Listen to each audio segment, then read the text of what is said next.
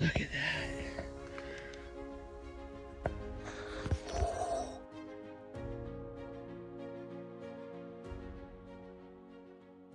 As many of you in the hunting community understand, the main method for hunting mountain lions is with the use of dogs. But ever so often in hunting circles, the topic of whether or not you can hunt mountain lions without dogs by tracking them on foot seems to often come up. This last weekend, I tested that hunting method and came very close to succeeding. I'm going to show you guys step by step how that day played out and how I got within 70 yards of a big tom mountain lion.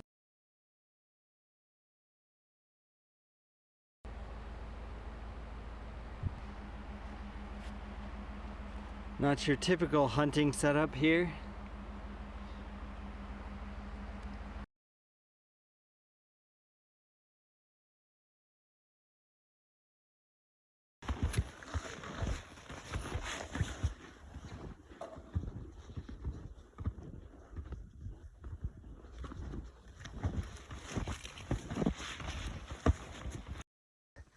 I have a lion tag in my pocket, so I thought I'd kind of ski around the area and see if I could find fresh lion tracks.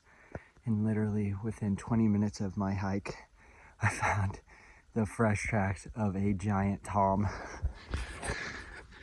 Look at that.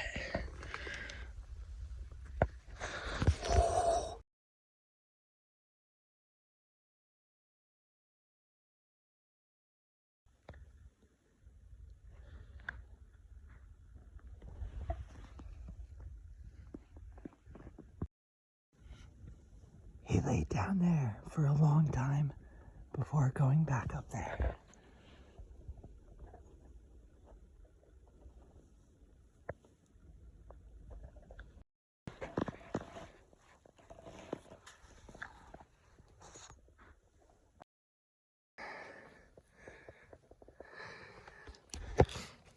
It lay down right here for a little while. It smells like cat piss, so it must have marked the territory on this rock.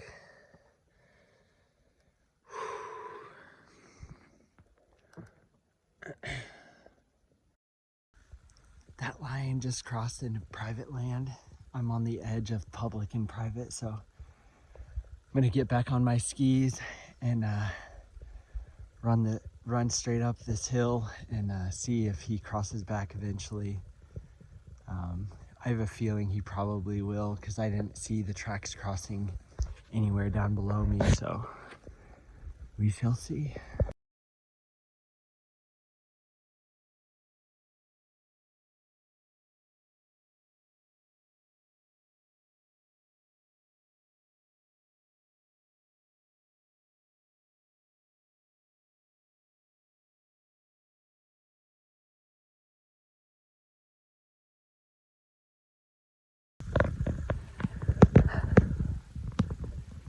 I just jumped that cat at 70 yards and I got a good look at him.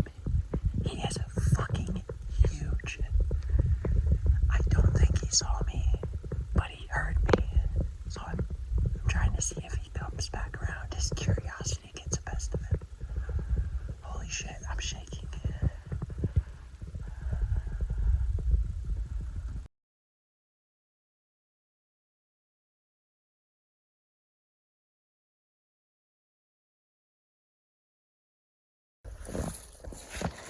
I tracked him to his kill site. Looks like he got a small spawn. Feel some meat on it. Not much though.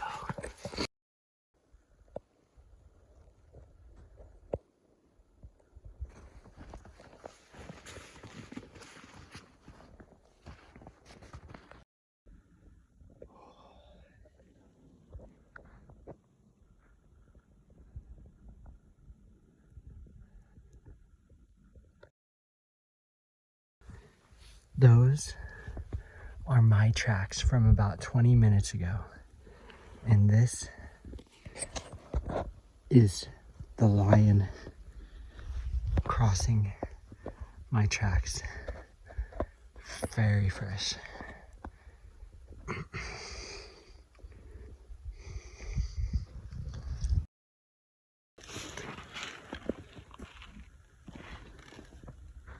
This is no more than 5 minutes old.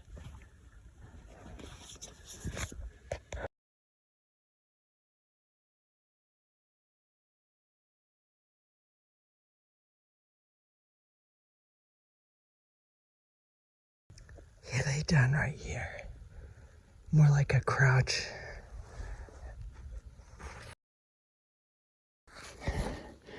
He lay down again right here to watch me.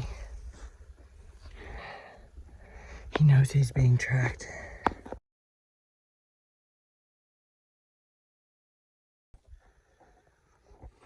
You cannot make this shit up. So, the cat tracks ended in this thicket right here. I popped out here, jumped the fence, started walking down this way. That's my backpack. I set up hoping maybe he would cross down in front of me, so I was watching that way.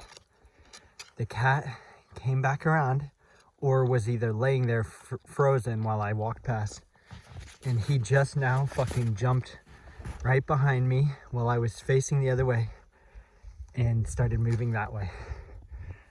That's where I was sitting, and he just came here like 30 seconds ago. So, just to give a little backstory, in the past, I have chased mountain lions with dogs. I've never hunted them. I've only been photographer, but it was a very exciting experience and one that I highly recommend. I'm not going to downplay the adventure or the skills needed to hunt or track mountain lions with the use of dogs. That is an art form in itself, especially for the houndsman. I mean, really for the houndsman. That said, I've had a desire since I was a kid to hunt one mountain lion, and I've wanted to do that on foot without dogs, without calling. So every winter, for the last maybe 3 winters, I have bought a mountain lion tag. And whenever I have a free weekend and there's fresh snow, I'll go out and I'll look for fresh tracks. And if I find them, I'll follow the mountain lion and see where it takes me. Because I have 50-50 custody of my kids, and because hitting fresh snow is always a hit or miss, I've ended up probably the last 3 years only spending about 6 or 7 days in the field actually attempting this method. So obviously the chances of success are very slim. I don't go out tracking these lines expecting to be successful. I mean, I know some people have done it, but I think the important thing when you go out is it's really just a good excuse to go out and learn about these animals, see other wildlife, and you really have to have that mindset when you're trying to do this. I think the 2 biggest things you need to be successful are luck and persistence. And if you were somebody that had a lot of time on your hands, I think your chances of success would drastically go up. On this particular day, I was super lucky in that I found these tracks within 20 minutes of leaving my truck, and they were very fresh. I was probably like less than a half an hour away from this cat, and he was moving very slow, laying down, as you saw in the video. What I learned on this particular day is that even when the animal isn't aware that it's being tracked, when it's just meandering through the woods, it's moving in such a way that it doesn't expose its body, that it can be very easily spotted. And this is something you know about mountain lions because you never see them anyways. But actually following the tracks and seeing that step by step was really revealing to me. I did notice it's kind of hard to see in the video, in the clips, but there was like 3 distinct times when, after I bumped the lion the second time, he would really conceal his body in the way he moved. He would walk under tree wells, like right tucked against tree trunks, through rocks. He was way more sneaky, and that's just common sense anyways.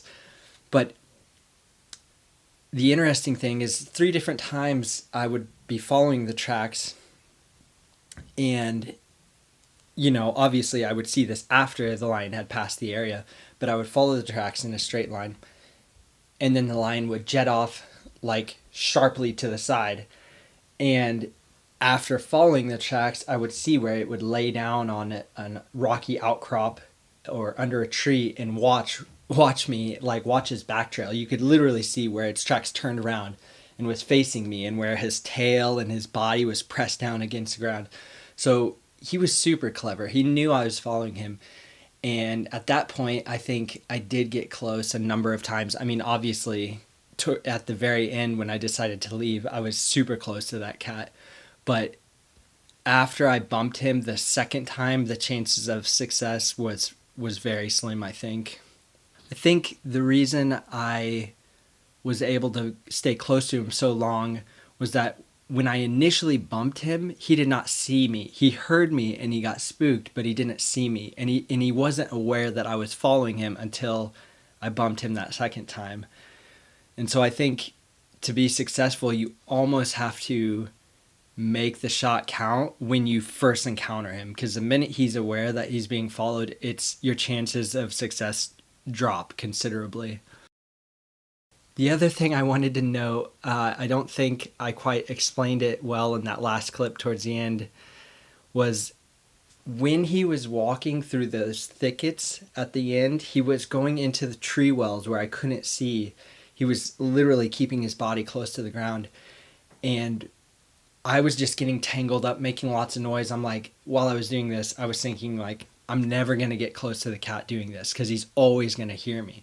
So I jumped the fence at the end where there was that open shooting lane up ahead.